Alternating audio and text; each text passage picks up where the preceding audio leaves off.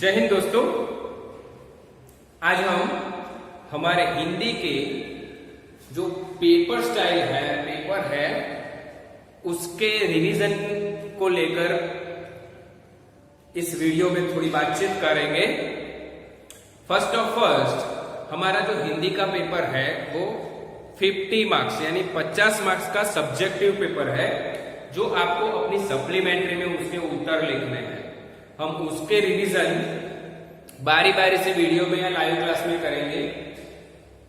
Paper में आप जब जवाब लिखे तब आपकी भाषा और आपके अक्षर बहुत अच्छे होने चाहिए और एक एक जवाब के बाद एक एक जो लाइन है वह छोड़ देनी चाहिए, बराबर।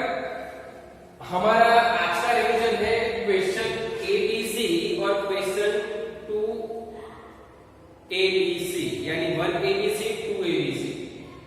क्वेश्चन 1A में एक वाक्य में उत्तर लिखिए नामक हमारा प्रश्न आएगा। उसमें 5 प्रश्न आपको पूछे जाएंगे, एक एक वाक्य में उसके जवाब लिखने हैं। 5 प्रश्न के 5 मार्क। यहां पर मैंने कुछ सवाल लिखे हैं, आपको मैं उसके जवाब समझा देता हूं। ऐसे ही प्रश्न आपको पूछेंगे, आप उसके जवाब देंगे। पहला प्रश्न है हमारा, ममता कौन थी? इस प्रश्न का जवाब ऐसा आएगा कि ममता रोहतास दुर्ग के मंत्री चूड़ामणि की एकमात्र दुहिता थी। अगर आपको दुहिता शब्द नहीं याद रहता तो आप उसकी जगह पुत्री लिखे तो भी चलेगा। तो ममता रोहतास दुर्ग के चूड़ामणि, रोहतास दुर्ग के मंत्री चूड़ामणि की एकमात्र दुहिता थी या पुत्री थी। दूसरा, राहुल ने मां से क्या आग्रह किया? तो राहुल ने मां से कहानी सुनने का आग्रह किया। राहुल ने मां से कहानी सुनने का आग्रह किया। तीसरा, सर्वदमन क्या करना चाहता था? तो सर्वदमन सिंह सावक के दांत गिनना चाहता था। सर्वदमन सिंह सावक के दांत गिनना चाहता था। चौथा सवाल है, डॉक्टर कलाम किस भाषा को पढ़ाई का उत्तम माध्यम मानते हैं? तो डॉक्टर कलाम मातृभाषा को पढ़ाई का उत्तम माध्यम मानते हैं। डॉक्टर कलाम कहते हैं कि हमारी प्राथमिक शिक्षा यानी 1 से 5 कक्षा तक की हमारी पढ़ाई मातृभाषा में ही होनी चाहिए, तब ही जाकर हमारा मानसिक विकास हो सकता है। 5वां सवाल, कवि द्वारिका प्रसाद माहेश्वरी जी ने किसे शुभ संपत्ति कहा है? तो कवि द्वारिका प्रसाद माहेश्वरी जी ने पाठशालाओं को, सरस्वती के जो पावन मंदिर है उसे शुभ संपत्ति कहा है, यानी स्कूल को शुभ संपत्ति कहा है। लेकिन आपको जवाब में ऐसा लिखना है, सरस्वती के पावन मंदिर को शुभ संपत्ति कहा है। आगे, नूतन मंगलमय ध्वनियों से किसे गुंजित करना है? तो नूतन मंगलमय ध्वनियों से जगत रूपी उद्यान को गुंजित करना है। इस जगत को, इस विश्व को गुंजित करना है। आगे, डॉक्टर कलाम की दृष्टि में साहस की परिभाषा क्या है? डॉक्टर कलाम की दृष्टि में साहस की परिभाषा क्या है? ऐसा सवाल है। साहस किसे कहते हैं डॉक्टर कलाम? तो डॉक्टर कलाम की दृष्टि में साहस की परिभाषा अपनी जान की परवाह किए बिना दूसरों की जान बचाना, यह है। डॉक्टर कलाम की दृष्टि में साहस यानी अपनी जान की परवाह किए बिना दूसरों की जान बचाना। आगे, शकुंतला किसकी पुत्री थी? तो शकुंतला मेनका नामक अप्सरा की पुत्री थी। शकुंतला मेनका नामक अप्सरा की पुत्री थी। आगे, 9वां सवाल, राहुल के पिताजी कहाँ भ्रमण करते थे? तो राहुल के पिताजी बड़े सवेरे बगीचे में भ्रमण करते थे। आपने कविता सुनी है ना? बड़े सवेरे भ्रमण करते थे, वन में थे, उपवन यानी बगीचा। तो राहुल के पिताजी बगीचे में भ्रमण करते। आगे, हामिद किसके साथ रहता है? 10वां तो हामिद अपनी बूढ़ी दादी अमीना के साथ रहता था। हम दुनिया में किसकी मर्जी से आए या इच्छा से आए? तो हम दुनिया में ईश्वर की, खुदा की मर्जी से आए हैं। 12वां सवाल, सुनीता के पिताजी का नाम क्या था? तो सुनीता के पिताजी का नाम था डॉक्टर दीपक भाई पंड्या। सुनीता के पिताजी का नाम था डॉक्टर दीपक भाई पंड्या। 13वां सवाल, आखेटक ने राहुल के पिताजी से क्या मांगा? आखेटक यानी शिकारी, शिकारी ने राहुल के पिताजी यानी राजकुमार सिद्धार्थ, जो बाद में गौतम बुद्ध बने, तो राहुल के पिताजी यानी सिद्धार्थ से शिकारी ने क्या मांगा? तो आखेटक ने राहुल के पिताजी से अपना शिकार मांगा। अपना शिकार यानी उसने जो हंस का शिकार किया था वह अपना शिकार मांगा। आगे का सवाल, डोलियों में कौन थे? तो डोलियों में पठान सैनिक थे। डोलियों में पठान सैनिक थे। 15वां सवाल, कल्पना चावला कहाँ की थी? तो कल्पना चावला भारत देश के हरियाणा प्रांत की थी। कल्पना चावला भारत देश के हरियाणा प्रांत की थी। तो ये हो गया हमारा क्वेश्चन 1A, एक वाक्य में उत्तर लिखिए का रिवीजन। इसी प्रकार आपको जवाब पूरे वाक्य में लिखने हैं। इसमें से प्रश्न आए या अपनी किताब के और कोई भी प्रश्न आए, आप अच्छे से पढ़िएगा और इसी प्रकार एक वाक्य में उत्तर उसका लिखना है आपको। अगर एक वाक्य में सही उत्तर लिखा तभी उसका पूरा 1 मार्क आपको मिलेगा। अगर उत्तर लिखने में कोई गलती की तो आपका मार्क्स कट जाएगा, आधा मार्क्स आएगा। ओके, सो प्लीज अच्छे से एग्जेक्टिव यानी स्पेलिंग मिस्टेक किए बिना ही लिखना है। आगे देखते हैं हम प्रश्न 1। प्रश्न 1B, कार्य पंक्ति पूर्ण कीजिए। 3 मार्क्स में आपको प्रश्न पूछा जाएगा। इसमें आपको अपनी किताब की 3 कविताएं, तेरी है जमीन, उठो धरा के अमर सपूतों और माँ कह एक कहानी, इन 3 में से किसी एक कविता का एक परिच्छेद आपको पूछा जाएगा। वो 3-4 पंक्ति आपको पूर्ण करनी है। उदाहरण के तौर पर मैं ये लूं कि तेरी है जमीन, तेरा आसमां, तू बड़ा मेहरबान, तू बख्शिश सभी का है, सभी तेरे, खुदा मेरे, तू बख्शिश तेरी मर्जी से मालिक हम इस दुनिया में आए हैं, तेरी रहमत से हम सब ने ये जिस्मो जान पाए हैं।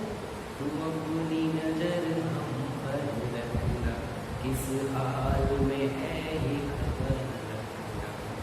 तेरी है जमीन, तेरा आसमां, तू बड़ा मेहरबान, तू बख्शिश सभी का है, सभी तेरे, खुदा मेरे, तू बख्शिश। तो ये इतनी पंक्तियां हैं, इसमें से आपको किसी भी 4 पंक्ति प्रश्न के रूप में पूछी जाएगी। उदाहरण में यहाँ से लूं कि तेरी है जमीन, यहाँ से लेकर ए मालिक तक की पंक्ति मैंने पूछी, तो आपको इस बीच की जो भी 5 पंक्तियां हैं वो पूरी करनी है। तेरी है जमीन, तेरा आसमां, तू बड़ा मेहरबान, तू बख्शिश कर सभी का है, तू सभी तेरे, खुदा मेरे, तू बख्शिश कर तेरी मर्जी से ए मालिक। बराबर। तो यहाँ तक आपको एक पंक्ति और लास्ट पंक्ति के कुछ शब्द पूछे जाएंगे, वो आपको पूर्ण करने हैं। 4 या 5 पंक्ति कविता की पूछी जाएगी। ये चौथी कविता है, उसमें भी इस प्रकार है। मान लो कि यहाँ से मैंने उठो धरा के अमर सपूत से लेकर सांस नहीं तक, तो आपको पूरी लिखनी है। उठो धरा के अमर सपूत को पुनः नया निर्माण करो, जन जन के जीवन में फिर से नव स्फूर्ति नव प्राण हो।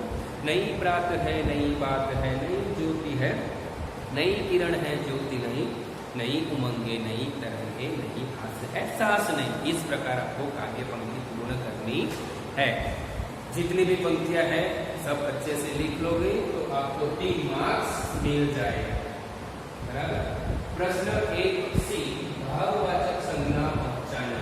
तो आपको इस प्रकार कुछ वाक्य दिए हुए होंगे, उसमें से कौन सा शब्द भाववाचक है वो आपको पहचानना है। आपने जातिवाचक संज्ञा सीखी, जातिवाचक यानी जो पूरी जाति का बात करता है, बोध करता है, उसे जातिवाचक संज्ञा। यहाँ पर भाववाचक संज्ञा यानी अंदर के हमारे जो भाव है वो भाव को प्रकट करता है, वैसे शब्द भाववाचक संज्ञा कहलाते हैं। यहाँ पर वाक्य लिखा है मैंने, राजेश भय के कारण जंगल में नहीं गया। राजेश भय के कारण जंगल में नहीं गया। तो इस वाक्य में हमारा जो शब्द है भय, सॉरी,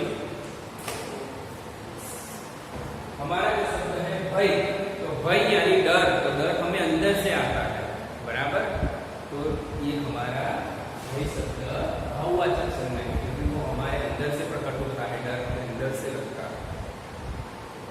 दूसरा, विज्ञान ने दूरी कम की है। तो इस वाक्य में दूरी शब्द वो हमारा भाववाचक संज्ञा है। दूरी यानी हमें पता चलता है कि जो दूर होते हैं उसे दूरी कहते हैं। दूर यानी एक यहाँ है एक वहाँ है, तो ये जो बीच का अंतर है, दो वस्तु या दो व्यक्तियों के बीच का जो अंतर है उसे दूरी कहते हैं। वह दूरी विज्ञान ने कम की है। तीसरा है, बच्चे प्रार्थना करते हैं। प्रार्थना ये भाववाचक संज्ञा है। प्रार्थना हम अंदर से करते हैं, है ना, हमारे अंदर के भावों से, हाथ जोड़कर, आंखें बंद कर भगवान के सामने खड़े रहते हैं और भगवान से कुछ मांगते हैं, उसे प्रार्थना करते हैं, वो अंदर से आते हैं। तो प्रार्थना भाववाचक संज्ञा है। चौथा, नदी की चौड़ाई अधिक है। चौड़ाई यानी जो फैली होती है उसे चौड़ाई कहते हैं। तो नदी की चौड़ाई अधिक है, उसमें चौड़ाई ये भाववाचक संज्ञा है, बराबर। चौड़ाई यानी हम गुजराती में कहें तो फैलाए, बराबर। नदी की चौड़ाई अधिक है, नदी बहुत फैली हुई है। गुजराती में अपने कोई जा के बहुत चौड़ा है, चौड़ा यानी आगे। नदी की लंबाई अधिक है। लंबाई यानी कितने किलोमीटर कितने मीटर तक लंबी है नदी, उसे लंबाई कहते हैं। तो लंबाई शब्द भाववाचक संज्ञा है। मुझे रोना नहीं पसंद। यहाँ पर रोना भाववाचक संज्ञा है। रोना भी हमारे अंदर से आता है, क्योंकि हम जो रोते हैं उससे रोना, तो ये हमारी भाववाचक है। तो इस प्रकार 6 वाक्य है, इसमें से आ जाए या इसके बाहर का आ जाए, आपको भाववाचक संज्ञा पहचानना आना चाहिए। तो हमारा क्वेश्चन 1ABC यहाँ पर रिवीजन के रूप में पूरा हुआ। अब हम देखेंगे क्वेश्चन 2ABC। बहुत इजी है, इसलिए मैं यहाँ पर बहुत ज़्यादा शब्द नहीं लिखता, क्योंकि आपको फटाक से वो आ जाता है। अब हम देखते हैं अभी क्वेश्चन 2A। प्रश्न 2A, मुहावरे के अर्थ लिखकर वाक्य प्रयोग करें। तो यहाँ पर आपको 2 या 3 मुहावरे पूछे जाएंगे, उन मुहावरों के आपको अर्थ लिखने हैं, फिर उसको वाक्य में प्रयोग करना है। 4 मार्क में आपको मुहावरे के अर्थ के, यानी 3 मुहावरे पूछे जाएंगे या 2 पूछे जाएंगे। 2 मुहावरों के अर्थ लिखकर उसके वाक्य प्रयोग करने हैं। एक का अर्थ लिखना और वाक्य प्रयोग करना, अर्थ का आधा मार्क, वाक्य का आधा मार्क यानी 1 मार्क, तो दूसरे का 1 मार्क यानी 2 पूछे जाएंगे। 2 पे 2 मार्क्स यानी टोटल 4 मार्क्स आपके मुहावरे के अर्थ लिखे। यहाँ पर मैंने कुछ मुहावरे लिखे हैं। पहला है जी तोड़ मेहनत करना, उसका अर्थ है बहुत मेहनत करना। आपको वाक्य प्रयोग करना है, तो वाक्य कुछ इस प्रकार बनेगा कि इस साल में जी तोड़ मेहनत करके कक्षा में प्रथम आऊंगा। ये हमारा एक वाक्य हो गया। दूसरा है बात बढ़ना। बात बढ़ना यानी झगड़ा होना। तो मंत्री चूड़ामणि और पठान सैनिकों के बीच बात बढ़ने लगी। ये वाक्य हो गया। तीसरा है गला सूखना यानी प्यास लगना। शेरशाह से भागते भागते दूर निकल जाने पर मुगल का गला सूखने लगा। ये वाक्य यानी मुगल को प्यास लग रही। चौथा, महारत हासिल करना, अर्थ है उसका योग्यता प्राप्त करना। तो महारत हासिल करने के लिए हमें बहुत मेहनत करनी पड़ेगी। ये हमारा एक वाक्य हो गया। दया का पात्र होना यानी दया करने योग्य होना। सभी गरीब और बूढ़े बुजुर्ग दया के पात्र है, यानी दया करने योग्य है।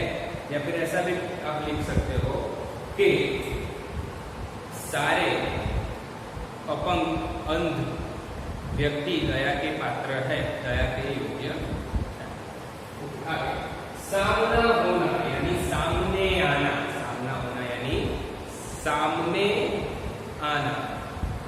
अचानक से जंगल में शेर और चीते का सामना हो गया, या अचानक से जंगल में मेरा और शेर का सामना हो गया, यानी सामने आ गया।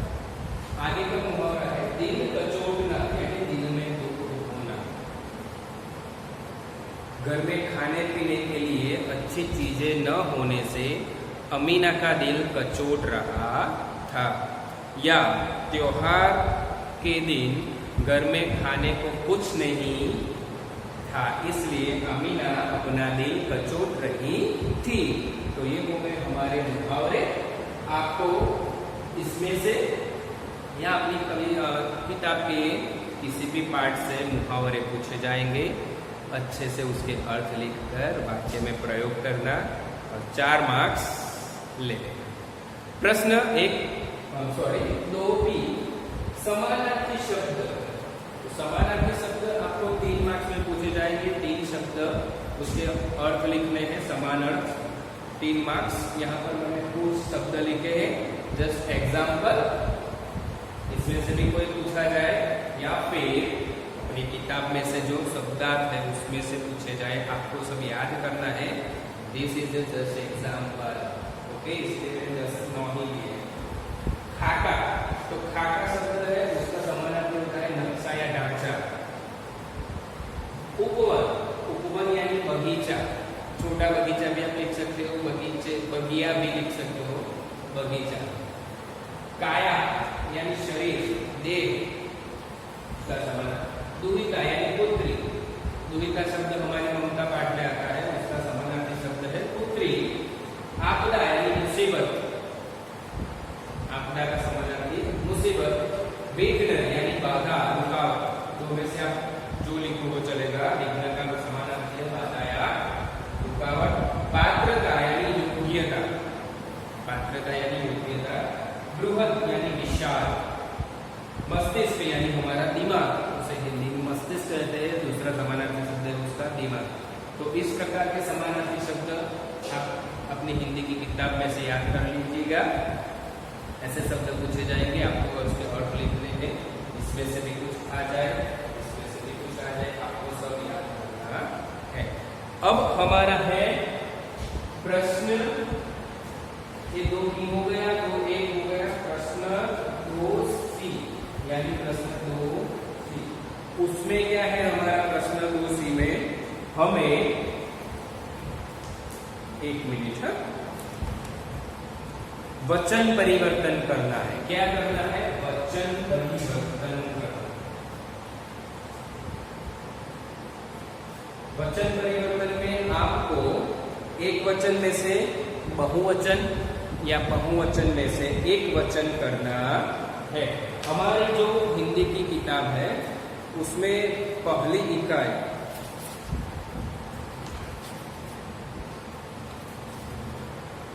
बराबर पेज नंबर 3 पर वचन परिवर्तन के उदाहरण दिए हैं। इसमें से ही आपको मैं परीक्षा में पूछने वाला हूँ। आप ये सभी शब्द अच्छे से याद कर लीजिए। यहाँ पर दिया गया है ताला, उसका बहुवचन होता है ताले। लड़का तो लड़के, डोका तो डोके, बेटा तो बेटे, कमरा कमरे, छाता छाते, तोता तोते, रुपया रुपये। अभी ये रुपया शब्द ऐसा है, उसका इसका बहुवचन आप बनाए तो इस प्रकार बनेगा रुपये, बराबर। फिर रात तो राते, बहन बहने, किताब किताबें, भैंस भैंसे, भैंस का बहुवचन होता है भैंसे, भैंसा नहीं। दीवार दीवारें, आँख आँखें, सड़क सड़कें, बात बातें, लता लताएं, कन्या कन्याएं, बाला बालाएं। आपको पीछे ऐसा की लगाना, बराबर। ये हमारा शब्द है बाला, तो फिर ये बाला बालाएं। महिला महिलाएं, सेवा सेवाएं, बालिका बालिकाएं, भाषा भाषाएं, पाठशाला पाठशालाएं, तिथि तो तिथिया, या करके पीछे अनुस्वार करना है। इस प्रकार अर्धचंद्र बिंदी, तिथि तो तिथिया, विधि विधिया, लिपि उसका होता है लिपिया। लिपि शब्द में दोनों में ह्रस्व ही आएगा, या के ऊपर अर्धचंद्र बिंदी करना है। जाति जातिया, पंक्ति पंक्तिया, नीति नीतिया, सखी सखिया, खिड़की खिड़किया, मछली मछलिया, चीटी चीटिया। चीटी शब्द में ऐसा चीटी है, उसका बहुवचन करोगे तो ऐसा ची हो जाएगा, या फिर ऐसा चीटिया, बराबर। ची में गिर गई टमे रसोई, चीटिया। डाली तो डालिया, कली कलिया, पूड़िया उसका बहुवचन पूड़ी है, तो फिर पूड़िया हो जाएगा बहुवचन में। आपको इस प्रकार पूड़िया, तो आपको उसका पूड़िया अर्धचंद्र बिंदी करना है, पूड़िया। चूहिया तो चूहिया, सिर्फ ऊपर अर्धचंद्र बिंदी करना है, 1 मार्क्स मिल जाएगा। चिड़िया तो चिड़िया का भी इस प्रकार। डिबिया तो डिबिया शब्द लिखकर सिर्फ ऊपर ऐसे अर्धचंद्र बिंदी कर दीजिए, डिबिया का बहुवचन हो जाएगा। गुड़िया तो गुड़िया, गुड़िया गुड़िया। वस्तु तो वस्तुएं, गेनु गेनुए, ऋतु ऋतुए, वधु वधुए, जू जुए, गौ गौए। फिर औकारांत में कैसे होता है, प्रजा प्रजाजन। 2 शब्द का 4 शब्द हो जाएगा, प्रजा प्रजाजन। गुरु गुरुजन, छात्र छात्र गण, पाठक पाठकगण, श्रोता श्रोतागण, कवि कविगण, अध्यापक अध्यापक वृंद, वृंद यानी टोला, शिक्षक शिक्षक वर्ग, लेखक लेखक वृंद, मजदूर मजदूर वर्ग।